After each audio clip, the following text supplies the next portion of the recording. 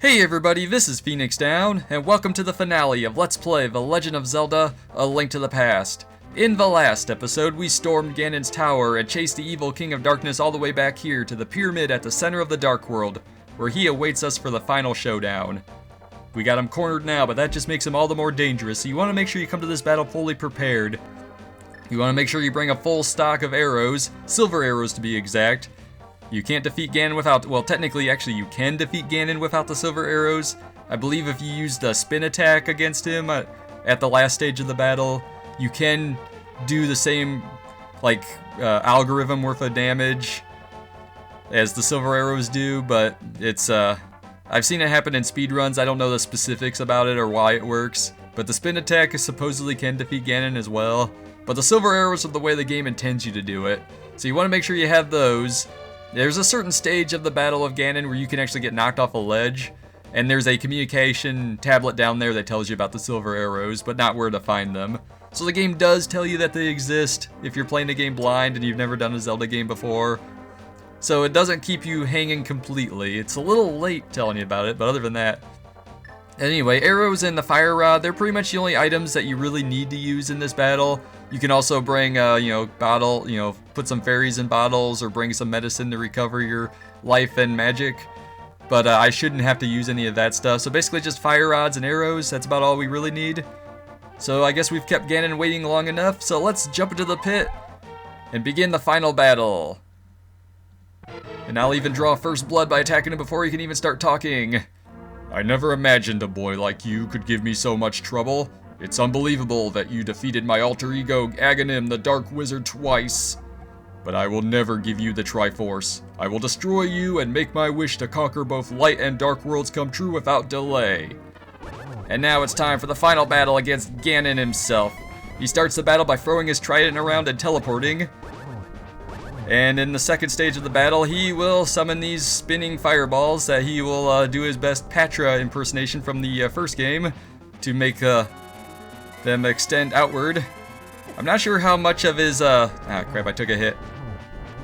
If you're fast enough, you can hit him 4 times before the fireballs extend. I'm not sure how much of his teleporting animation is going to be visible in the recording. Alright, we're in stage 3. At this point, he's going to jump around and pound the ground, and this is when he collapses part of the floor. But yeah, what I was saying before is, even though YouTube does 60 frames per second for their videos now, I'm recording at 30 frames per second anyway. So unfortunately, that doesn't help me much. And sometimes during this stage of the battle, Ganon will actually have like a circle of flaming bat circle around him and leave like fire on the ground. But for whatever reason, I either didn't hit him enough times before this stage or what, but he wasn't doing it. You're doing well, lad. But can you break through this secret technique of darkness? On guard! And it's time for the final stage of the battle. At this point, he's basically imitating himself from the first game. Oh, what the? Okay, well, I lit that lantern, but for whatever reason, it didn't count. If you're fast enough, you can actually hit him twice with the silver arrows. Take that. Too far away. Alright, let's get the silver arrows out. Yeah, too slow. Oh well. That's 2 shots. It only takes 3 to finish the job. Alright. Or it takes 4 to finish the job, sorry. There we go, alright. With the double shot, we defeated Ganon. We have saved Hyrule, both light and dark worlds. We have been victorious. And now that we have defeated Ganon, the doorway has opened, so let us go to the Chamber of the Triforce. Oh wow, the Triforce is pretty big. Welcome, Phoenix. I am the essence of the Triforce. And I have something profound to say, probably like, no way, you're the Triforce? Dude! Okay, maybe not quite that profound, but the Triforce will grant the wishes in the heart and mind of the person who touches it. And the Triforce speaks slowly, and yeah, this is a really slow speaking process. If a person with a good heart touches it, it will make his good wishes come true. If an evil-hearted person touches it, it grants his evil wishes. Yeah, okay, that makes sense. Doesn't really explain why they left it lying around, where just any old good or evil person could find it. The stronger the wish, the more powerful the Triforce's expression of that wish. Ganon's wish was to conquer the world. That wish changed the Golden Land to the Dark World. You'd think that would have included the regular Light World, but okay. I guess it's more like a step-by-step process. Ganon was building up his power here so he could conquer the Light World and make his wish come completely true. So there are wishes that are granted and wishes that are partially granted, or something like that. But now you have totally destroyed Ganon. His Dark World will vanish.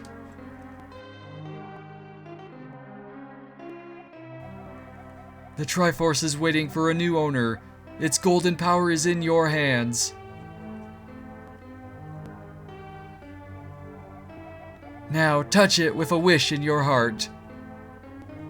Link, you're not supposed to tell the wish. If you say it out loud, it doesn't come true. It's like blowing out your birthday candles. Alright, there's the Triforce, and we got the Triforce! So what did we wish for? Well, we made a lot of wishes. For starters, we wished for the king to come back. I really like how they do this ending sequence. It basically shows all the good things that have happened as a result. Yep, there's Zelda and all the maidens. The soldiers are normal again. The king is alive. He's not just a skeleton in a throne like in the opening sequence. Oh, and Preacher Man, he's okay. Or at least, yeah, there he is. So we brought him back to life. Alright. Triforce is kind of like the Dragon Balls in a way, I guess. Sahasrahla got to come home. There's our bird friend there, and the two brothers, they seem to be getting along okay. And, okay, sure, this is a little out there. Kind of random. Why are the... What was so special about the vultures? Well, anyway, there's the lockpick guy. It's like, don't worry, buddy, we haven't told anybody your secret. And these guys... The bully makes a friend. Wow, they don't look all that different in the Light World, unfortunately. And alright, our uncle's okay. Hooray! Uncle is fine. Now he can tell us what Zelda is to us. Or not. Okay, sure, the flippers are for sale. You'd think he would have had, like, more than one pair in his stock, but... Oh, well. Can't win them all, I guess. But yeah, I like how they do these kind of ending sequences. It's basically just, kind of shows you all the people that we met along the journey and how they're faring now that we've saved the world. Now that the quest is over. You know, the Bumpkin brothers, they're just going about cutting down trees, same as before. And those are some really creepy smiley faces there. It's like, oh yeah, the flute boy, he's okay. He made it back, he's not a tree fox thingy anymore. I guess he was just always turning into a tree. And I guess the Queen of Fairies is named Venus. I guess I can see that. So happy days are here at last. Yep, and the Dwarven Smith brothers, they're pretty much the same as before. We already pretty much helped them. But they are so grateful. They are bowing. We're not worthy. We're not worthy. And the Bug Kitchen Kid, he's supposedly okay as soon as we get to him. There he is. The evil wind from the mountains has subsided, so he's all better now. So we gave him back his net. And I'm guessing the old man must be lost again. But anyway, I'm not going to commentate on every single one of these things. Might as well take this time to just kind of reflect on the game itself. This is my personal favorite game in the Legend of Zelda series. Out of the games I played, you know, I haven't played them all yet, obviously. Like, I think Twilight Princess was the newest one that I actually played. I have Skyward Sword, I have A Link Between Worlds, I just haven't gotten around to them yet. Now that I have finished this game, though, I do plan on playing a Link Between Worlds very soon, for my own sake, not as an LP. I don't have a means of recording 3DS games right now. That's pretty expensive to get the right equipment to kind of set up your 3DS for that purpose. But the Master Sword sleeps again, forever! And now it's time for the proper credits. But yeah, this is my personal favorite game in the series. It's aged very well for a game of its time. Like, a lot of Super Nintendo games I found have aged pretty well overall. Like, better than, like, some games on, like, the Nintendo 64. You know, it's like, you know, they, you know, 2D games at this stage of their life, you know, for the most part, they were done very well. They really hold up to the test of time. I could see people playing this game 20 years from now. You know, it's 2015, you know, like 2035 or 2040, I can still see people playing A Link Between, or A Link to the Past. Well, they could probably be playing A Link Between Worlds too, but I mean, like, compared to that to, like, the original Nintendo 64 version of, like, Ocarina of Time, which I like well enough, but that game did not age well at all. It's hard for me to even look at it, to even want to play it, for my own sake. Even Majora's Mask, to an extent, is a bit like that. Not as bad, but you know, I like, you know, and again, I like the Nintendo 64 games. I mean, especially at the time they came out, I replayed those games many times. But anyway, I mean, there's so much to say about this game that's been said like 100 times by people more qualified to say that kind of stuff than I am.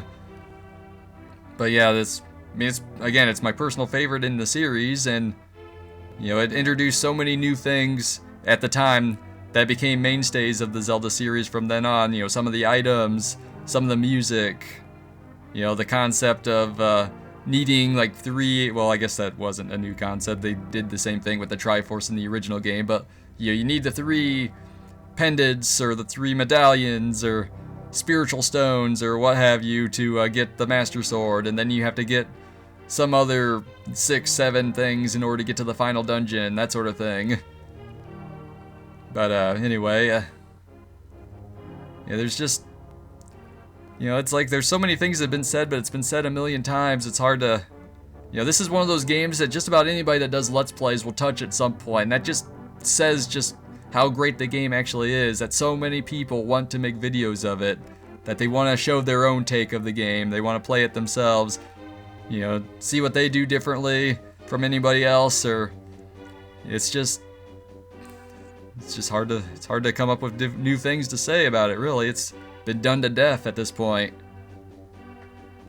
But yeah, I just want to take this time, I guess since we're doing special thanks in the game, I may as well just send a few shout outs to the people that have been watching my videos, the people that have been supporting the channel so far, all the new people that subscribed during this series. Thank you very much for doing that. So let's check up on my quest history. So let's see, we got all our different dungeons here. We got the Castle of Hyrule, and I guess the dungeon there. East Palace, Desert Palace. Yeah, I don't think I died once, so it should be a whole lot of zeros, which I'll take. And we got the Swamp Palace, the Skull Woods. You know, I liked a lot of the dungeon designs in this game, for the most part. I mean, there's a couple of them toward the end that, like the Ice Palace, had way too much backtracking. I mean, there's ways around it, but it involved like basically doing things the game doesn't intend you to do. They're more like speedrunning tactics. You know, Misery Mire did it a little bit, but not nearly as bad. I liked how Turtle Rock used the Cane of Samaria to create platforms and whatnot, so that you had like an alternate use to an item you already had, that sort of stuff.